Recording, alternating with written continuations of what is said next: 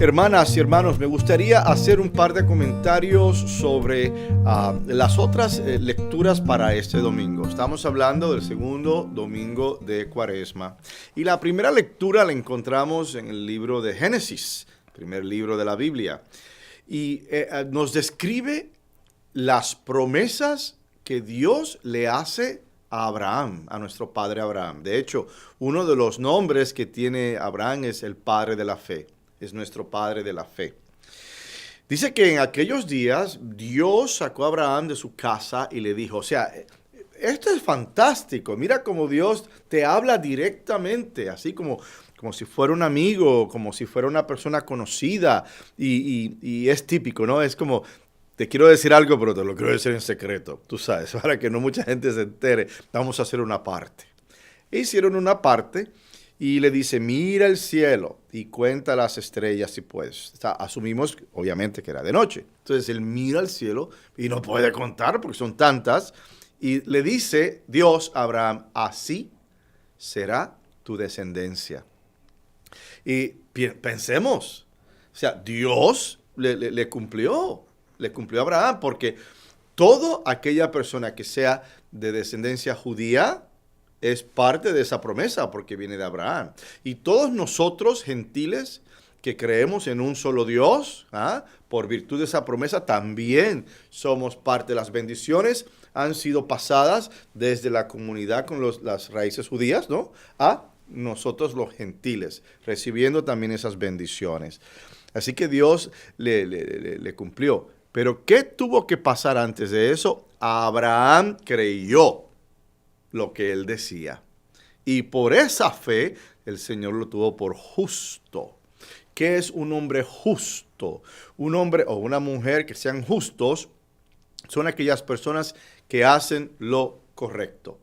Hacen lo que tienen que hacer por la motivación correcta. Y es recta intención, ¿no? Es fe, pura fe. Y se empieza creyendo y después de la creencia, la fe, te empuja a hacer cosas que tienen que ver con tu fe. Y dice, Dios les recuerda, yo soy el Señor, yo soy el que te sacó de Ur, ¿verdad? Ciudad de los caldeos, para entregarte en posesión esta tierra. Y Dios le pide a Abraham unos sacrificios, ciertos sacrificios envolviendo pues animales. Y Abraham, muy al pendiente, prepara todo y espanta a los buitres que ya se estaban acercando y demás, para que el sacrificio se mantuviera. Dice la Escritura que estando ya para ponerse el sol, o sea, comienza la oscuridad, atención. Abraham cayó en un profundo sueño, un letargo, y un terror intenso y misterioso se apoderó de él. Bueno, yo también me asustaría en medio de un desierto con tanta oscuridad y un montón de buitres encima. O sea, no se vaya a confundir el buitre y me vaya a comer a mí. El punto es que le entró un temor, una ansiedad, ¿no? Y dice que cuando se puso el sol, hubo densa oscuridad.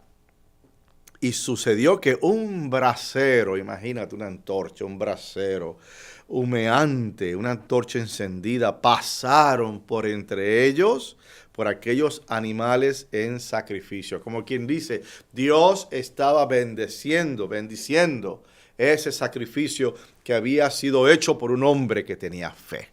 ¿Ah? Lo interesante es que la manera de Dios reafirmar que el sacrificio era uno idóneo, era luz. Y esto lo vamos a retomar en el Evangelio cuando hablemos de lo que significa la luz. Si el Salmo es, el Señor es mi luz y mi salvación. En medio de mi oscuridad, Él es mi luz. Tú puedes estar envuelto en una oscuridad insondable, en algo terrible, unas circunstancias o una situación muy fea.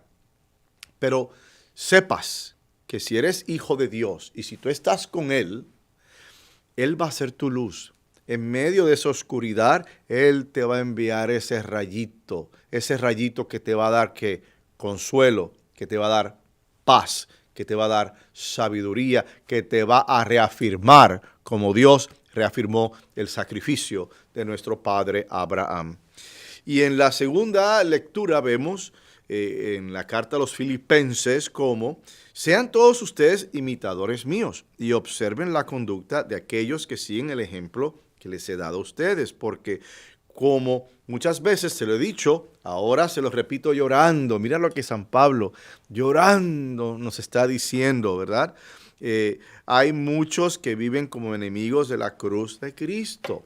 El enemigo de la cruz de Cristo es aquella persona que no hace las cosas bien, o sea, que no toma en consideración, digamos, tener misericordia, tener compasión, tener paz. Todo es revancha, todo es ataque, todo es negativo, todo es oscuridad. Entonces San Pablo, preocupadísimo, dice: no vivan así, no vivan en esa oscuridad, vive en lo contrario de la oscuridad, que es ¿qué? La luz. Dice que Jesucristo transformará nuestro cuerpo miserable en un cuerpo glorioso. Volvemos a lo mismo, gloria, luz, semejante al suyo, en virtud del poder que tiene para someter a su dominio todas las cosas. Pero es ese sentido de fidelidad, ese sentido de que creo efectivamente en medio de mi oscuridad que Él está ahí, Él es mi luz. Y pasamos al Evangelio, la transfiguración. ¿Y qué sabemos del Evangelio? En el Evangelio entendemos que Jesús se hizo acompañar por Pedro, Santiago y Juan, y subió a un monte para hacer oración. Ahora, de acuerdo a la tradición, este monte se identifica como el monte Tabor, y el monte Tabor se encuentra en dirección a Jerusalén. Si estás arriba en Nazaret o en Galilea y vas bajando, el pico más alto que se puede identificar de camino a Jerusalén es el monte Tabor. Qué interesante, porque imagino que él iba de camino a Jerusalén a lo suyo. Él iba a ser crucificado. Entonces, él siempre incluyó momentos de oración en su vida, siempre haciendo ese aparte, ¿no? Un momento, un espacio de oración, de reflexión interna. Y sube a este monte, el monte Tabor. Lo interesante es que dentro de la Biblia, dentro de las Escrituras, hay una tradición. El simbolismo de tu subir una montaña es cercanía a Dios. Porque dentro de la tradición Dios está en el cielo, Dios está arriba. Entonces, al tú subir una montaña, tú te estás acercando más a Dios. Y eso lo vemos el arca de Noé. El arca de Noé se detuvo en el pico de una montaña. Moisés, cuando fue a buscar los mandamientos, ¿verdad? Era en una montaña. Entonces, el monte, la montaña, tiene ese simbolismo de cercanía a Dios. Cristo quería estar más cercano a Dios, más cercano a sí mismo. Y selecciona a estos tres. Interesante. ¿Por qué? Podemos jugar con la imaginación católica, pero yo asumo e imagino que para él, quizás estos tres ya estaban listos. Estos tres ya estaban listos para ver lo que él les iba a mostrar, que era su gloria, parte de su gloria, en una luminosa transfiguración. Dice la Escritura que mientras él oraba, su rostro cambió de aspecto y sus vestiduras se hicieron blancas y relampagueantes. O sea, era una cosa que nunca había, que no podía ser creada. No había detergente, no había nada de eso para crear tanta luz en medio de la oscuridad donde estaban ellos. Dice que de pronto aparecieron, y no solamente sus ropas, porque también habla del rostro. O sea, no era una luz que venía de afuera como el sol o las luces de la casa, ¿verdad? En el techo. No era una luz que venía de afuera y te iluminaba. Era al revés. Era una luz que salía de sí mismo, iluminando a toda aquella persona que estuviera a su alrededor. Y a esto le llamamos la transfiguración. Para mí, a mí me gustaría utilizar como que una definición diferente, porque pensamos en transfigurar como un cambio. Y para mí, no hubo un cambio. Para mí lo que hubo en Cristo fue que Él se reveló de su forma más pura. ¿Ves? Se reveló sin cortina, se reveló sin nada. Él abrió la cortina que separaba lo humano de lo divino, lo temporal de lo eterno, y la abrió de una forma para hacerla accesible a los creyentes, en este caso a los que estaban allí presentes. Así que, en mi opinión, y yo sé que es cuestión de semántica, pero la transfiguración de Cristo residió en que Él dejó ver su plena naturaleza. Este es Dios. Dice la Escritura que estaba rodeado, que de momento aparece Moisés por un lado y Elías por el otro. ¿Por qué? Bueno, ya se ha hablado esto anteriormente. Se aparece Moisés porque Moisés fue el que recibió la ley. Se aparece Elías porque Elías fue el profeta de profetas. Tenemos uno que recibe ley y tenemos esta otra persona que es profeta que señala, ¿no? Va señalando, tiene voz, escritura y voz en cierto sentido, ¿no? Y entonces, ¿qué hacen? Moisés dice, yo tengo aquí la ley, yo tendré aquí las escrituras de cómo comportarnos. Pero Él, Cristo, es la ley. Y Elías está diciendo, yo soy profeta, yo tengo la voz. Pero Él, Cristo, es profecía viviente.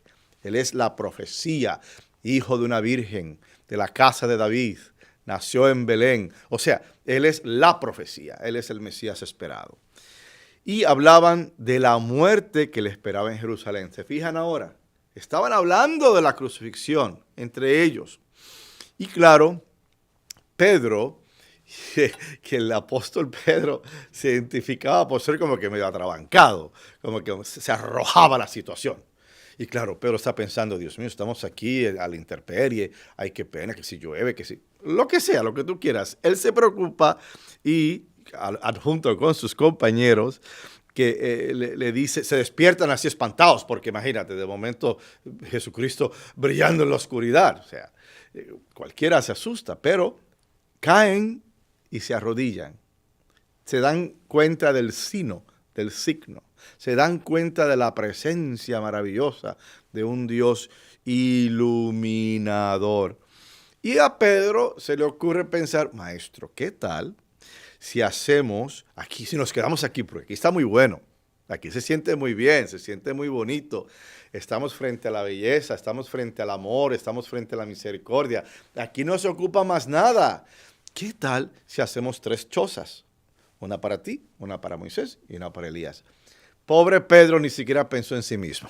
¿Y qué va a pasar si llueve? ¿Dónde te vas a meter tú, Pedro? Y los demás. Él no pensó en eso. Él simplemente no pensó. Por eso la Escritura dice, y no sabía lo que estaba diciendo. ¿Por qué? Cuando tú tienes un momento de gracia, tú no lo puedes controlar. Si tienes una casita, tú colocas a la persona en esa casita, ¿verdad? Pero cuando tienes un momento de gracia que viene de Dios, que no lo puedes controlar, va más allá de construir una choza, va más allá de construir una tienda, va mucho más allá. ¿Por qué?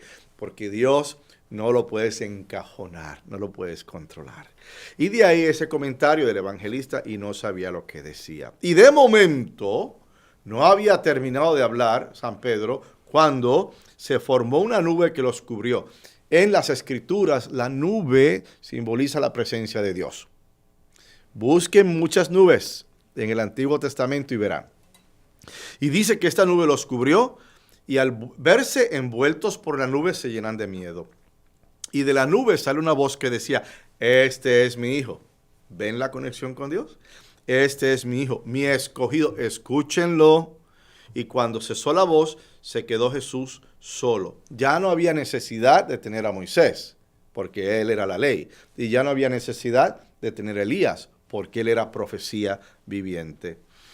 Y los discípulos guardaron silencio y no dijeron nada a nadie de lo que habían visto, guardando ese secreto mesiánico. Hermanas y hermanos, que esta Cuaresma nos permita precisamente esto, un encuentro con la luz, para que desde la luz podamos recordar y reafirmar que nuestro destino se encuentra en la luz y en la gloria de nuestro Padre Dios.